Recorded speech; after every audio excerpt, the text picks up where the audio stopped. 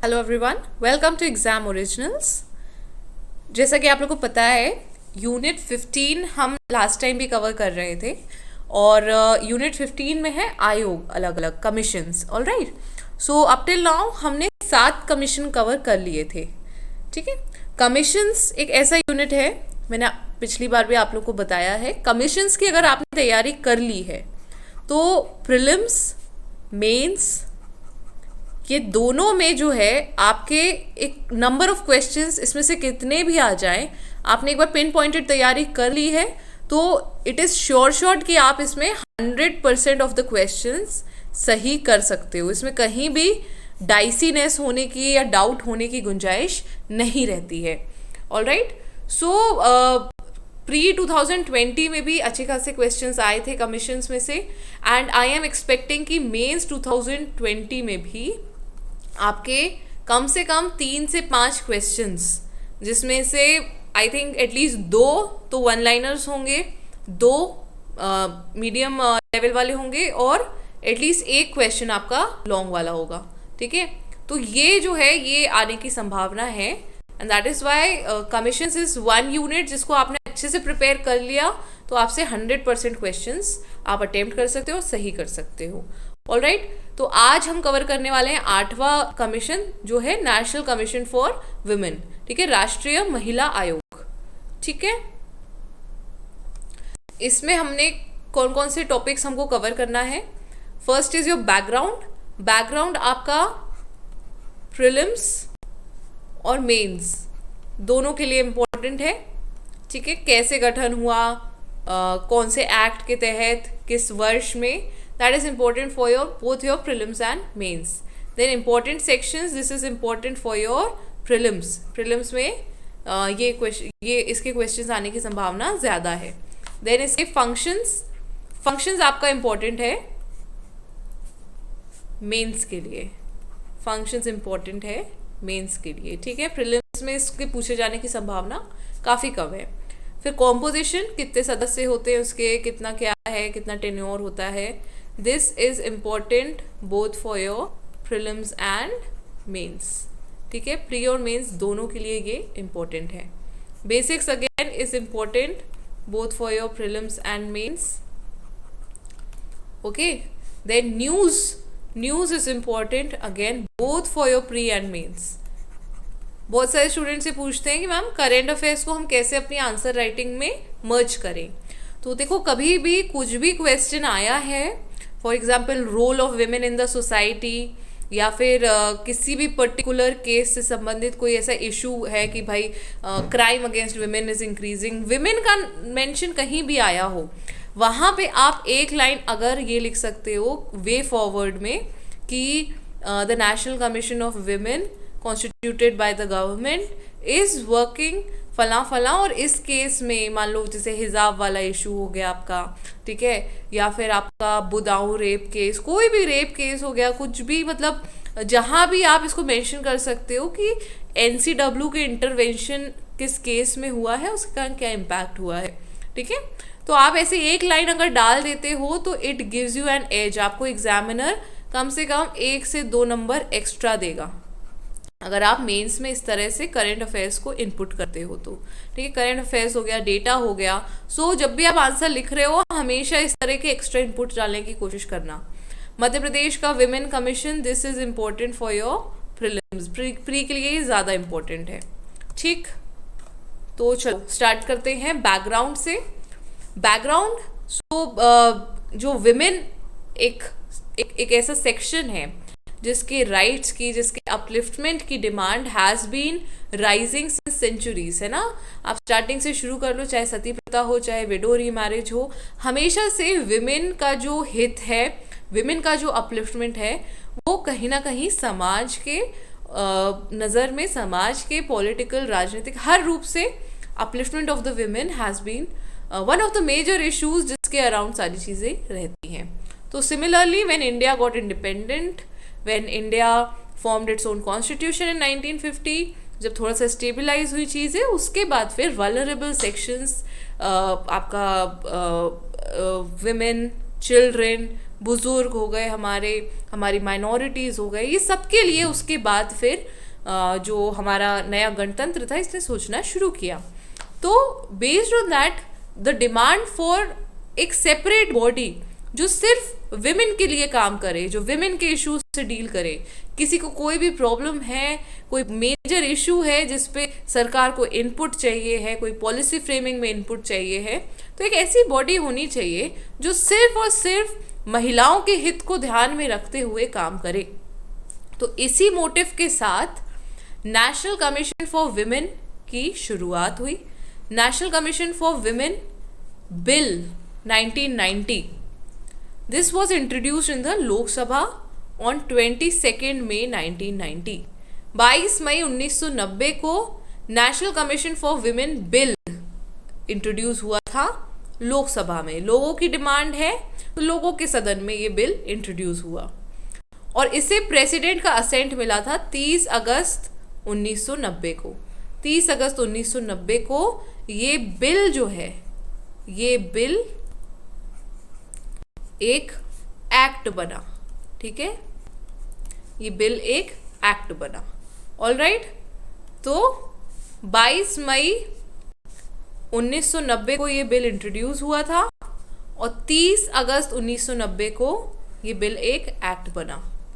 ये यहाँ पर एक इम्पॉर्टेंट डेट है।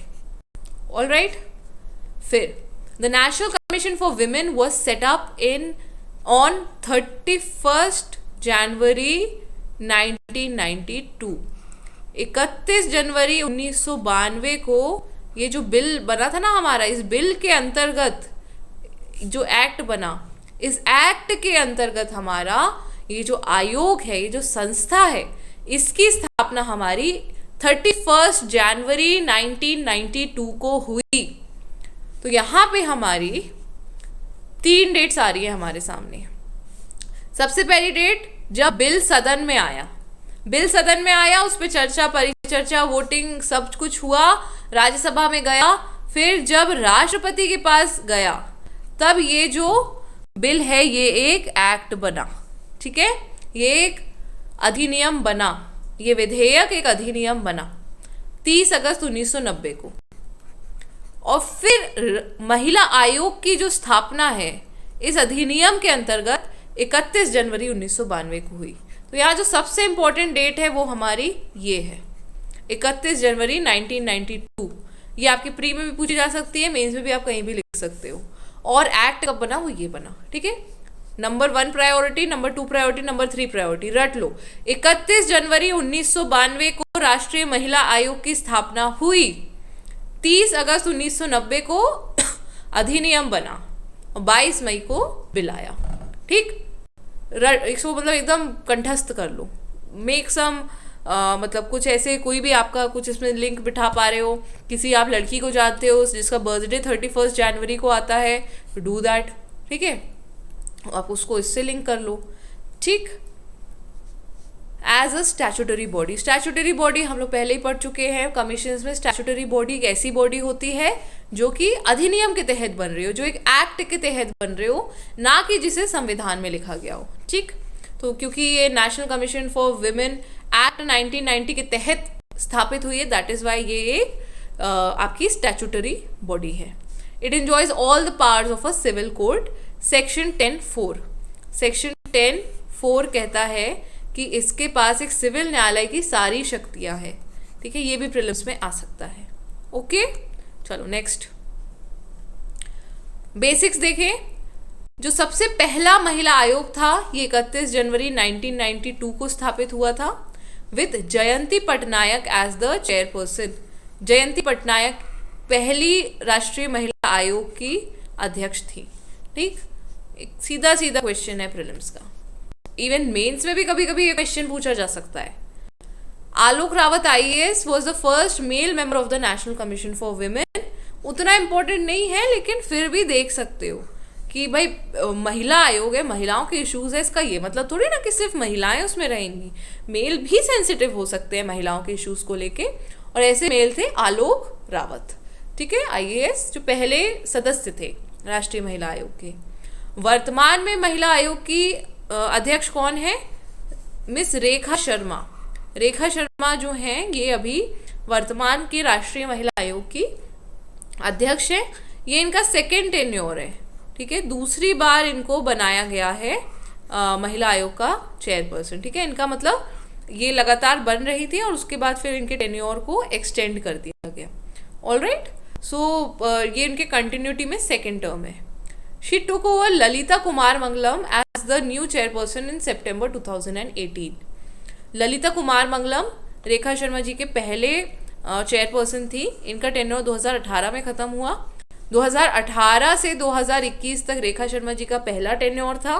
2021 में, अगस्त 2021 में इनका जो टेन्योर है 3 साल का, उसको फिर से 3 साल के लिए रिन्यू कर दिया गया, ठीक है, बढ़ा दिया गया है। देन कॉम्पोजिशन, जो राष्ट्रीय महिला आयोग का जो गठन है, जो इसका सदस्य कितने होंगे, क्या होगा, ये सेक्शन 3(2) के अंतर्गत रहता है, ठीक है, इंपॉर्टेंट है। फिर इसका कॉम्पोजिशन कैसा रहता है, एक इसमें चेयरपर्सन होता है, एक चेयरपर्सन होता है, इसमें कुछ मेंबर सेक्रेटरी, एक मेंबर सेक्रेटरी होते हैं और 5 मेंबर्स होते हैं। 5 इसमें सदस्य होते हैं, एक मेंबर सेक्रेटरी होते हैं और एक चेयरपर्सन होते हैं, ठीक है, क्लियर है। सदस्य इसके कितने होते हैं, 5। Chairperson, the central government nominates the chairperson. Chairperson की कोई ऐसी क्वालिफिकेशन नहीं दी गई है, कुछ ऐसा नहीं दिया गया है कि यही जो पर्सन है यही चेयरपर्सन होंगे, ठीक है, तो इनके बारे में कुछ ऐसा विशेष नहीं है। इनका जो रिटायरमेंट रहती है वो होती है 65 ईयर्स, 65 साल इनका रिटायरमेंट रहता है, ठीक है, और 3 ईयर्स का इनका जनरली टेन्योर रहता है। 3 साल से ज़्यादा ये पद ग्रहण नहीं कर सकते, ये लिखा गया है। ऑलराइट, फिर 5 इसके सदस्य होते हैं। 5 मेंबर्स भी जो हैं ये भी नॉमिनेटेड होते हैं। The 5 members are also to be nominated by the central government from experts. इसमें से एक होते हैं शेड्यूल कास्ट के मेंबर और एक होते हैं शेड्यूल ट्राइब के मेंबर, ठीक है। इन 5 सदस्यों में से एक शेड्यूल कास्ट और एक शेड्यूल ट्राइब के होना ज़रूरी है, ठीक। जो मेंबर सेक्रेटरी है ये भी नॉमिनेट होते हैं। The central government nominates member secretary counted as member under the act. तो चाहे चेयरपर्सन हो, चाहे मेंबर सेक्रेटरी हो, चाहे 5 जो सदस्य हों, ये सभी का कोई सिलेक्शन क्राइटेरिया नहीं होता है। सेंट्रल गवर्नमेंट इनको नॉमिनेट करती है, जिनको ये समझती है कि ये महिलाओं के इश्यूज के लिए ये सेंसिटिव है। ऑलराइट, देन फंक्शंस क्या होते हैं, ये आपके मेंस के लिए इंपॉर्टेंट है। फंक्शंस की अगर हम बात करें तो फंक्शंस इनका है investigation and examination of women safety issues, ठीक है। महिला के जो सुरक्षा संबंधी जितनी भी जांच होती है या उसको जो भी उसका देखना है वो देखना है, ठीक है। Women safety number 1। आप लोग पूछते हो मैम नोट्स कैसे बनाए, मैम कैसे याद करें, इतने बड़े बड़े सेंटेंस है। सिर्फ एक चीज़ याद रखो, महिलाओं की सेफ्टी सबसे पहला पॉइंट। ये होते हैं कीवर्ड्स। मैं जब आपको बोलती हूँ शॉर्ट नोट्स बनाओ तो आप ऐसे ही शॉर्ट नोट्स बनाओगे। नेशनल कमीशन फॉर विमेन, गठन फला फला, फर्स्ट मेंबर, फर्स्ट चेयरपर्सन फला फला। फंक्शंस में लिखोगे नंबर 1 विमेन सेफ्टी। विमेन भी नहीं लिखना है, विमेन भी नहीं लिखना है, ठीक है। विमेन इसलिए नहीं लिखना है क्योंकि बात तो हम विमेन की ही कर रहे हैं ना। सो इसमें आपका इसे लिख रहे हो आप फंक्शंस, तो सबसे पहला हो गया सेफ्टी, ठीक है। दूसरा हो गया presentation of reports to the central government, दूसरा हो गया रिपोर्ट। अब रिपोर्ट सेल्फ एक्सप्लेनेटरी है, रिपोर्ट देंगे, कमीशन देगा तो सेंट्रल गवर्नमेंट को ही देगा ना। अगर नेशनल कमीशन है, सेंट्रल गवर्नमेंट ने गठित किया तो उन्हीं को देगा, तो रिपोर्ट, ठीक। Keyword second, giving recommendations based on the reports, तो थर्ड फंक्शन इनका हो गया रिकमेंडेशन, ठीक। रिकमेंडेशन किस चीज़ पे देंगे, इस रिपोर्ट पे देंगे, इससे पहला वाला पॉइंट था। फोर्थ फंक्शन हो गया handling the cases violating the rights of women. Fourth case हो गया cases of violation of rights, ठीक है, cases of violation of rights. ठीक, इसमें आप वायलेशन ऑफ राइट्स बस भी लिख सकते हो कि वायलेशन ऑफ राइट्स जहां भी होगा वैसे उन केसेस को वो डील करेंगे। Reviewing the constitutional and legal framework to safeguard women. ठीक है, तो इसमें आप लिखोगे रिव्यू कॉन्स्टिट्यूशनल प्रोविजंस। ठीक, संविधान में कॉन्स्टिट्यूशनल स्लैश लीगल प्रोविजंस, संविधान में या एक्ट्स में जो भी महिलाओं के संबंधी चीजें लिखी जा रही है, कोई भी एक्ट फ्रेम हो रहा है कभी भी, है ना, तो उसमें महिला आयोग से भी एक इनपुट लिया जा सकता है कि हाँ भाई आप बताइए कि ये पर्टिकुलर एक एक्ट हम बना रहे हैं। फॉर एग्जाम्पल हमारा प्रिवेंशन ऑफ अबॉर्शन एक्ट हो गया, कुछ भी हो गया आपका, ठीक है, या सरोगेसी हो गया, तो इसमें महिलाओं का व्यू बताओ आप स्पेसिफिकली, तो वो जो है वो राय national commission of for women से मांगी जा सकती है। ठीक है, तो ये हो गए इनके functions.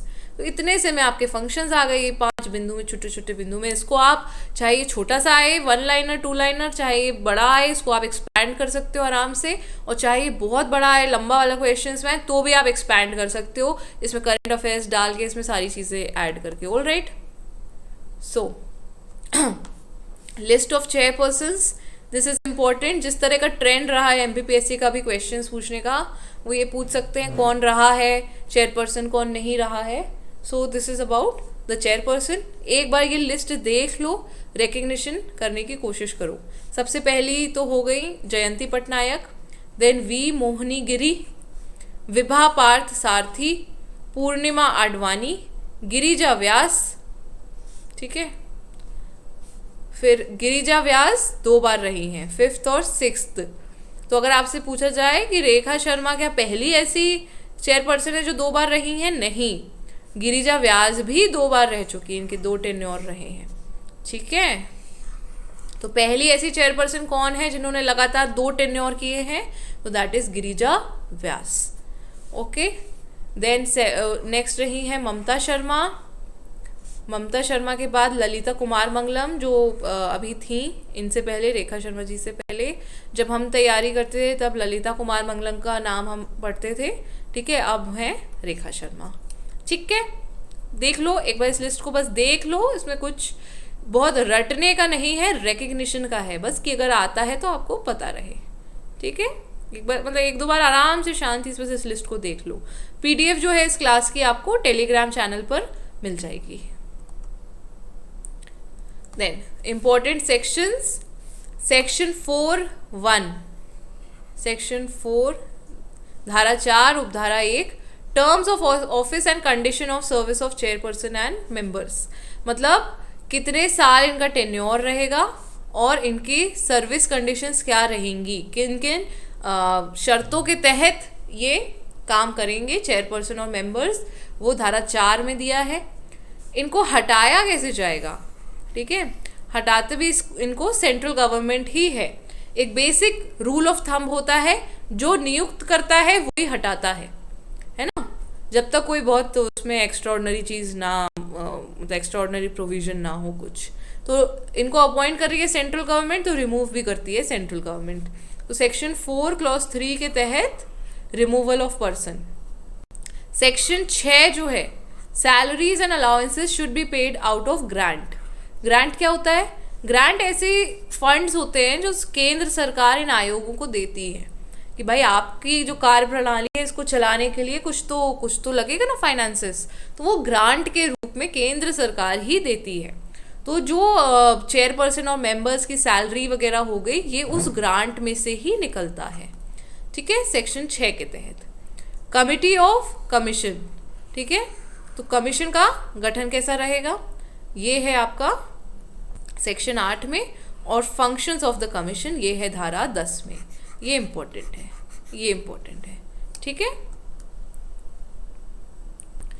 Grants by central government to commission, ये भी इम्पोर्टेंट है, धारा 11। अकाउंट्स एंड ऑडिट, ठीक है, कौन कौन से अकाउंट रहेंगे, कैसे उसको मैनेज करना है, सेक्शन 12 में है। Women commission will submit its report to the central government, ये है धारा 13 में, जिसको मैं स्टार कर रही हूँ, ज़्यादा इम्पोर्टेंट है। सेक्शन 14 क्या कहता है, representative of ministry put forward this report in parliament. जो विमेन कमीशन है वो अपनी रिपोर्ट दे देगा सेंट्रल गवर्नमेंट को। सेंट्रल गवर्नमेंट मतलब कि ministry of women and child development, ठीक है। मिनिस्ट्री को, संबंधित मिनिस्ट्री को ये अपनी रिपोर्ट देंगे। मिनिस्ट्री के जो प्रतिनिधि हैं वो इस रिपोर्ट को पार्लियामेंट में पुट फॉरवर्ड करेंगे। तो अगर ये क्वेश्चन आता है कि नेशनल कमीशन ऑफ विमेन के जो चेयरपर्सन होते हैं वो इस रिपोर्ट को पुट करते हैं पार्लियामेंट में, तो ये कथन जो है, ये स्टेटमेंट गलत है। National Commission for Women submits its report to the central government, that is the ministry. One representative of the ministry puts forward this report in the parliament. ठीक है, clear है students ये? Then section 17 कहता है central government will make rules for the commission. ये section 17 कहता है rule, अधिनियम के तहत नियम बनाने की जो शक्ति है वो केंद्र सरकार को धारा 17 के तहत मिली है। ठीक है। संवैधानिक क्या प्रावधान है, कॉन्स्टिट्यूशनल प्रोविजंस, आर्टिकल 15 क्लॉज 3 है ना, article 15 clause 3, article 14 and article 21 protect and safeguard women along with men, they are more gender neutral. तो आपसे ऐसे क्वेश्चंस इंटरव्यू में भी पूछे जा सकते हैं, और ये जो है आपको ऐड ऑन करना है, आपके मेंस में ये चीज़ें ऐड ऑन होती है कि महिलाओं संबंधी संविधान में प्रावधान कहाँ है। तो ये article 15 clause 3, article 14 and article 21, ठीक है। ये राइट टू, ये जो हमारे फंडामेंटल राइट्स हैं, इसमें जो ये है, ये जो है ये बेसिकली विमेन के राइट्स को प्रोटेक्ट करते हैं, इनको जेंडर न्यूट्रल बनाते हैं, जितने फ्रीडम्स दी गई, जितने राइट्स दिए गए हैं, ठीक है।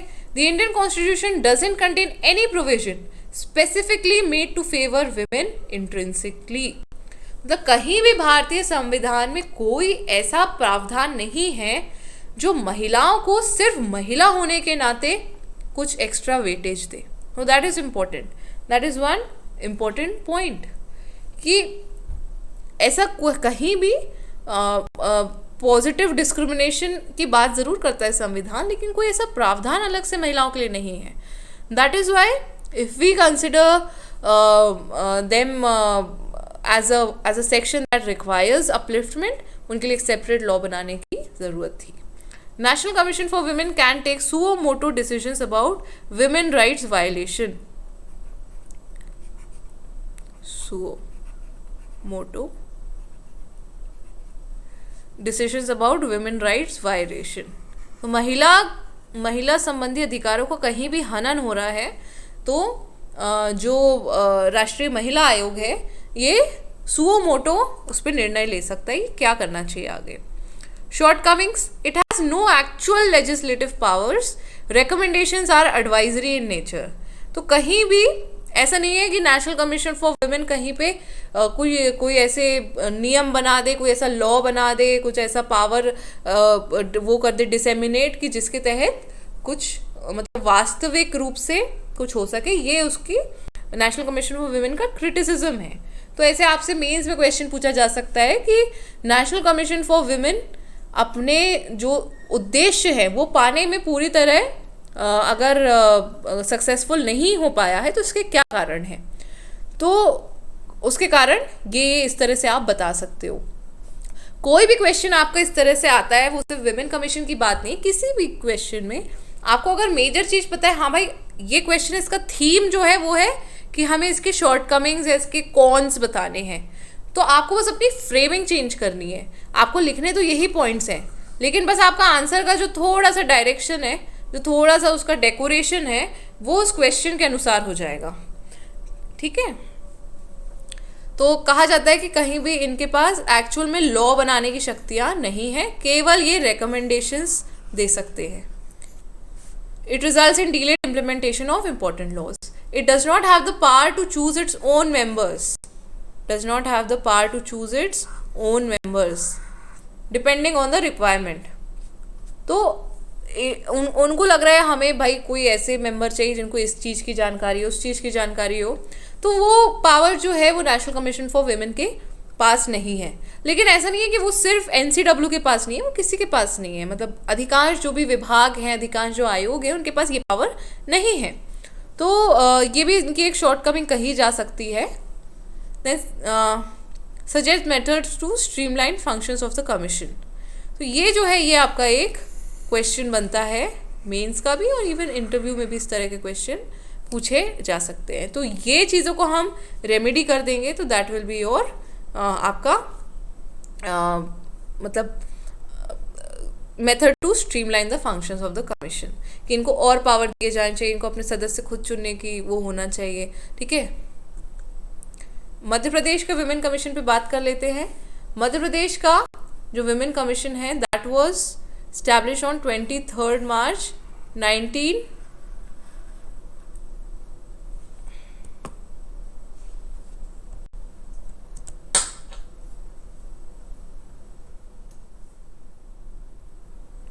तो बात करते हैं मध्य प्रदेश विमेन कमीशन की. ठीक है, मध्य प्रदेश राज्य महिला आयोग, तो इसकी स्थापना हुई थी 23 मार्च 1998, 23 मार्च 1998, under section 3 of Madhya Pradesh women commission act 1995. ठीक है, तो Madhya Pradesh women commission act 1995 के अंतर्गत मध्य प्रदेश राज्य महिला आयोग की स्थापना 23 मार्च 1998 को हुई. ठीक है, क्लियर. इसका भी स्टेटस क्या है? इसका भी स्टेटस है स्टैचूटरी, मतलब ये एक अधिनियम के तहत बनाई गई है. कॉम्पोजिशन इसका क्या होता है? इसमें एक चेयरमैन होते हैं जो कि रैंक ऑफ मिनिस्टर, एक मंत्री पद की इनकी रैंक होती है.